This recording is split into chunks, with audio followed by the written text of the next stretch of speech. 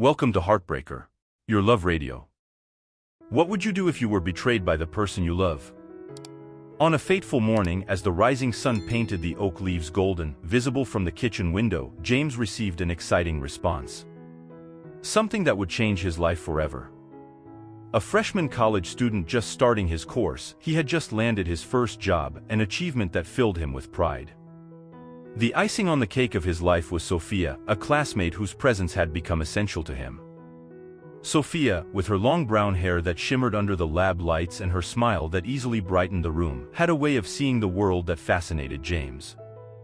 Ever since they were grouped together on the same study team, the connection was immediate and deep, blossoming into a romance filled with promises and shared dreams. On a particularly sunny afternoon, as they walked through the campus filled with students spreading out on the lawns with their books and laughter, the conversation between James and Sophia turned to the future. Sitting under the generous shade of an old almond tree, they planned their life together with the typical enthusiasm of youth. Can you imagine? Sophia began, her eyes sparkling. After we graduate and are settled in our jobs, we could find an apartment just for us. It might be small, but it would be ours. James, holding her hand, replied with a smile, "Of course, my love. Everything will work out. For now, my intern's salary barely pays for college books, but it's a start, right?" And me, still looking for an internship, Sophia retorted, feigning a dismay that quickly turned into laughter. But it's just a matter of time, Sophia. Soon you'll find something, and then we'll start building everything we've planned. I'm eager, but I know everything has its right time. God knows what he's doing, she replied, squeezing his hand. That's right, James agreed, looking at the sky now tinged with the orange hues of late afternoon. Meanwhile, let's make the most of every second of this phase that is so good and passes so quickly. With the complicity of those who shared not only dreams but also uncertainties and hopes, they knew that, regardless of the twists and turns life had in store for them, that moment, that sunny afternoon, would be a memory to hold onto during the uncertain times that, unbeknownst to them, were just ahead. Parties and nights out were frequent in James and Sophia's lives. University, although demanding dedication, still allowed for ample freedom, which they explored with all the enthusiasm of youth. Nights were long and laughter was plentiful. They danced until their feet hurt and sang until their voices faltered. The world seemed to be at their fingertips, full of possibilities and promises of a bright future. This was the golden phase of their lives, where the biggest concern was the next college assignment or which party to choose for the weekend. However, like a bolt of lightning cutting through the sky on a summer afternoon, the news of Sophia's pregnancy came to change everything. They were in their penultimate year of college, and that news hit them like a whirlwind. They weren't prepared to be parents, not at that moment. The revelation brought with it a whirlwind of emotions and a despair that seemed to consume all the oxygen around them. Both felt as if the ground were opening beneath their feet. In those first few days after the discovery, Sophia and James spent many sleepless nights, discussing the future, their aspirations, and now, what they would be like as parents. Fear and uncertainty were palpable, and each conversation seemed only to deepen the complexity of their emotions. On one of those nights, the couple sat in the small campus garden, under the blanket of stars that seemed to watch them with indifference. Sophia, with tears welling in her eyes that she struggled to contain, expressed her concerns to James. The fear of losing her identity and her dreams was as daunting as the idea of becoming a mother. "I just didn't want to have to drop out of college, it's so close. Imagine, I'm just a few months away from graduating," she said, her voice choked with emotion. James, holding her hand firmly, tried to offer some consolation. "I know, my love, I know. But look, we'll figure out a way for you to finish as soon as possible," he replied, trying to maintain a steady voice despite the fear consuming him too. Sophia shook her head, unconvinced. "A newborn baby, oh, it's going to be really complicated. I doubt I'll ever come back." "Doubt it," she said, her words tinged with discouragement. James then made a promise, looking into Sophia's eyes with a determination he didn't know he possessed. "Look, I swear to you I'll help you with everything you need. I swear. I'll be 100% present as a father," he affirmed. Sophia smiled sadly, appreciating James' sincerity and effort, but the reality of the situation was overwhelming. I know, James, but there's no way around it. The hardest, most complicated, really tough stuff always falls on the mother. It's always the mother who has to end up giving up things and even her own life, she replied, her voice carrying a mixture of resignation and sadness. The conversation stretched into the night, each expressing their fears and hopes, desperately trying to find a fragment of a solution in the chaos they had encountered. They knew the journey would be difficult, perhaps the most challenging of their lives, but the promise of mutual support offered a small yet significant consolation. It was a silent pact, sealed under the witnessing stars, that no matter how difficult the path, they would walk it together. James's move to Sophia's parents' house marked a new chapter in their lives, one filled with adjustments and learning. He felt overwhelmed by a mix of gratitude and guilt, knowing that while he could continue his studies, Sophia was preparing to sacrifice some of her dreams. She had always been an exemplary student, dedicated and passionate about her course, and seeing that passion interrupted was painful for both of them. In the days leading up to the birth, Sophia continued to attend university, her determination shining through her tired face. James accompanied her whenever he could, admiring her strength, but with a knot of worry always present in his stomach. He noticed the changes in her. Each day left her a little more introspective, a little more anxious about the future. What if I never make it back? Sophia would sometimes murmur, her eyes lost in some distant point. James, although wanting to offer reassurances, knew that empty words wouldn't help. Instead, he promised to do everything in his power to support her. We'll find a way, Sophia. No matter what happens, we'll do this together. Not just me, but your parents too, and Abigail will grow up knowing how amazing her mother is, he would say, holding her hands, trying to convey through touch the strength she so desperately needed. When Abigail was born, James and Sophia's lives were transformed in a way that only first-time parents can fully understand. The girl was a bundle of light and energy, with curious eyes and a smile that seemed to inherit Sophia's joy. Nights were long, days were a blur, but every laugh, every new gesture from Abigail brought immense joy to the young parents' hearts. The hospital nurses, upon seeing Abigail, spared no praise. "I've never seen such a beautiful baby," they would comment, and James, even suspecting they might say that to all new parents, felt his heart swell with pride at every word. The support of Sophia's parents was crucial in the early months.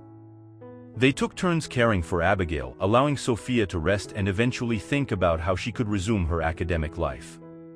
Sophia's mother, in particular, was a source of wisdom and encouragement, insisting that her daughter's education should not be left behind. "Sophia, you will go back and you will graduate. We will help in any way we can. You are strong, my daughter, and you have a family that loves and supports you," she would say, while cradling Abigail, conveying confidence and love not only with her words but with every gesture and glance. This support network became the foundation upon which Sophia began to rebuild her dreams, shaping them now not only around her personal aspirations but also the future she envisioned for Abigail. Meanwhile, James, juggling between studies and fatherhood, grew in responsibility and understanding, becoming more determined each day to be the partner and father his family needed. Coming home with a baby meant for James the beginning of a new stage, an adventure filled with challenges but also immense joys. He was determined to make it work, despite the obvious difficulties. The idea of being a father filled him with renewed purpose, and he was ready to face the obstacles alongside Sophia and Abigail. However, Sophia's reality was markedly different. The demands of motherhood seemed to have drained the energy that once radiated from her. Her vivacity and enthusiasm for learning and exploring the world had been replaced by a weariness that marked her face and actions. The daily tasks of caring for Abigail, which at first seemed natural and joyful, had become for her a series of heavy and draining obligations. The joviality of university life and the prospect of a promising career now seemed distant memories, replaced by the monotonous routine of diapers and nightly cries. That night, Sophia's frustration had reached a critical point. The home environment, which should have been a refuge, felt more like a prison to her. The walls seemed to close in, every cry from Abigail reverberating as a reminder of the freedoms she had lost. "I can't stand being locked up in this house all day with nothing to do, just listening to the baby crying." Her voice, normally sweet, now carried a roughness laden with despair. James, who had strived to be the family's rock, felt his heart tighten at seeing the woman he loved in such distress. I know it's hard, but things will get better. I'm here to help you, he said, though he knew his words sounded inadequate in the face of the magnitude of Sophia's pain. You're not, James, you're not. You work day and night and still go to college. Do you think that's fair? Sophia's accusation cut deeper because there was painful truth in it. James was physically absent much of the time, leaving Sophia to deal alone with the day-to-day challenges. James, feeling the weight of his responsibilities, offered, "Do you want me to drop out of college?" "I can do that," his voice laden with seriousness, willing to make that sacrifice if it meant alleviating Sophia's burden. But even in the face of James's proposal, he hesitated. "It's just that I don't think it would be a good idea for us, for our future," he said, torn between the despair of the present and the hope of a better future. A future, always the future. You keep talking about the future, but what about the present? I said it would be like this, I knew. In the end, it's always like this, the woman, the mother, always gets the short end of the stick. That's it, while the father is out there, living his life as usual, enjoying it. I'm fed up, this isn't the life I wanted for myself, as Sophia vented, her voice a mixture of anger and sadness. This conversation marked a pivotal moment for James and Sophia. James realized he needed to find a way to balance his responsibilities so that Sophia didn't feel so isolated and overwhelmed. On the other hand, Sophia was faced with the challenge of reconciling her dreams and aspirations with the new reality of motherhood.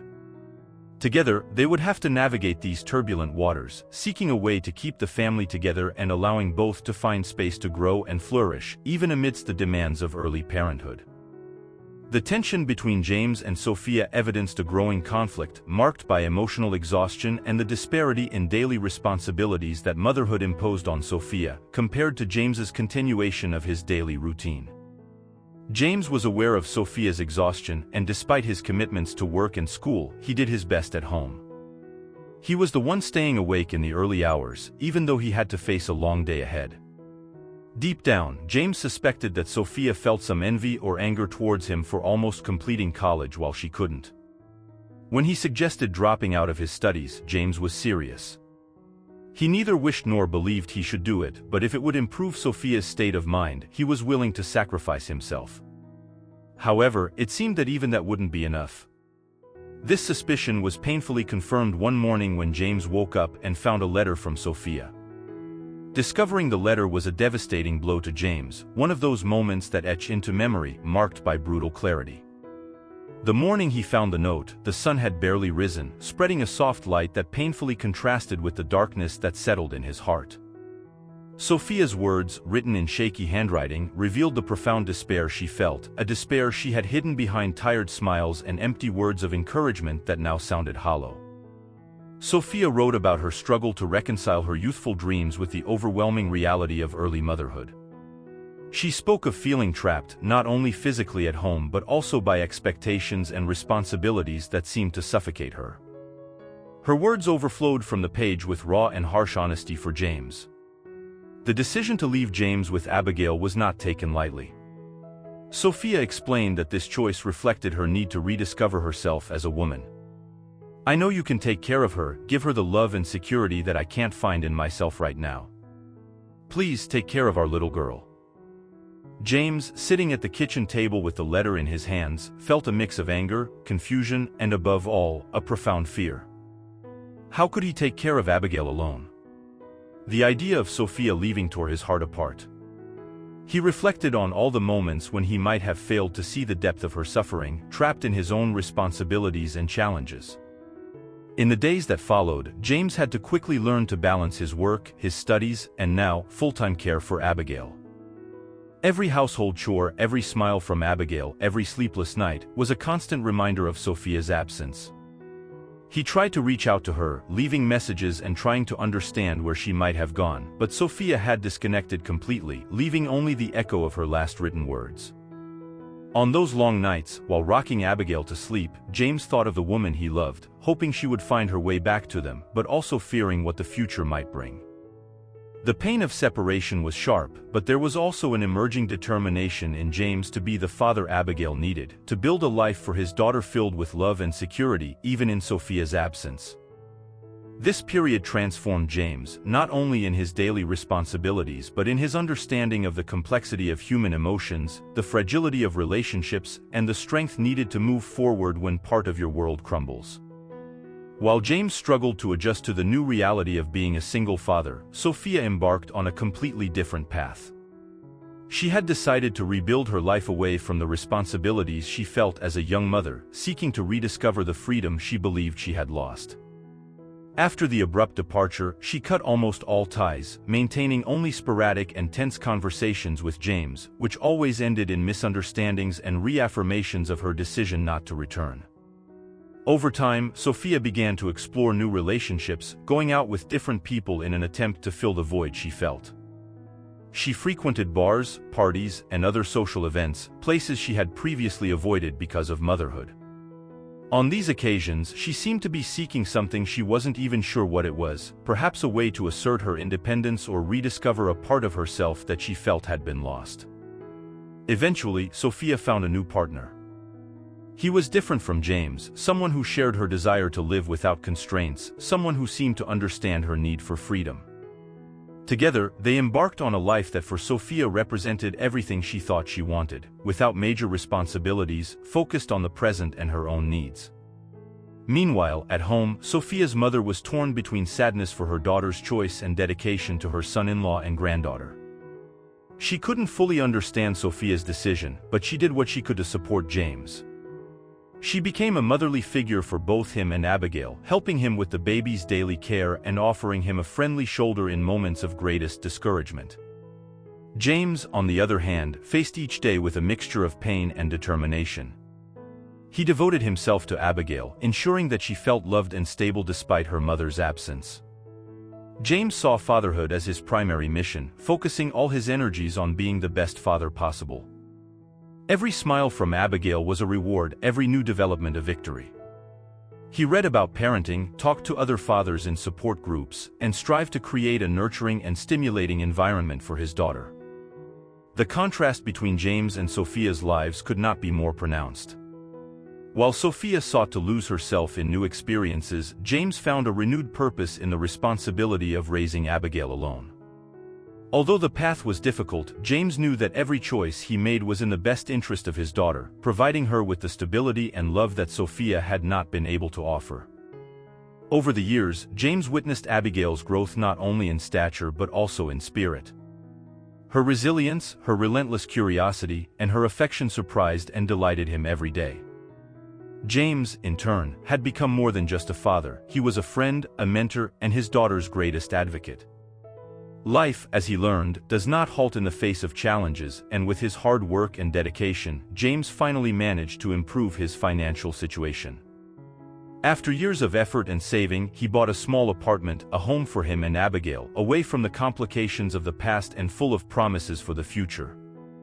The new home was cozy, with enough space for Abigail to have her own room, decorated with the bright colors she chose and filled with books and toys. James worked hard to create an environment of love and learning, encouraging Abigail to explore her interests, from art to science. He often took her to the library, parks, and museums, and enrolled her in workshops and activities that stimulated her. They shared a life filled with small adventures, cultivating a relationship deep and full of mutual trust.